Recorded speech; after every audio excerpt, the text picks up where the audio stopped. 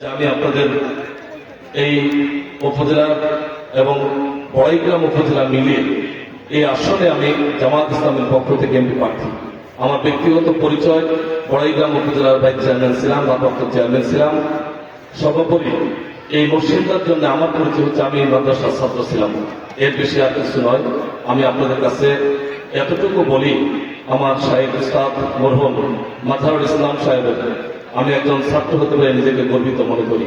সেই হিসাবে আজকে এই তাফসীরুল কোরআন মাহফিল বা এই আলোচনা থেকে, এই কনফারেন্স থেকে আমি আজকের প্রধান আলোচক শাহেখ আব্দুর রাজ্জাক বিন ইউসুফ মহোদয়ের মাধ্যমে আপনাদের সবাইকে সাথে নিয়ে আমাকে একটু দোয়া করার জন্য আমি বিনয়ের সাথে আরজ পেশ করছি, মা বোনদের কাছে, বাবাজিদের কাছে, ভাইদের কাছে, সবার কাছে।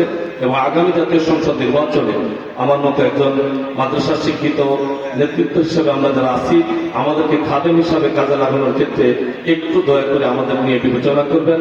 আবেদনটুকু আমাদের কাছে, আপনাদের কাছে রেখে আমি আমার কথা একদম শেষ করছি।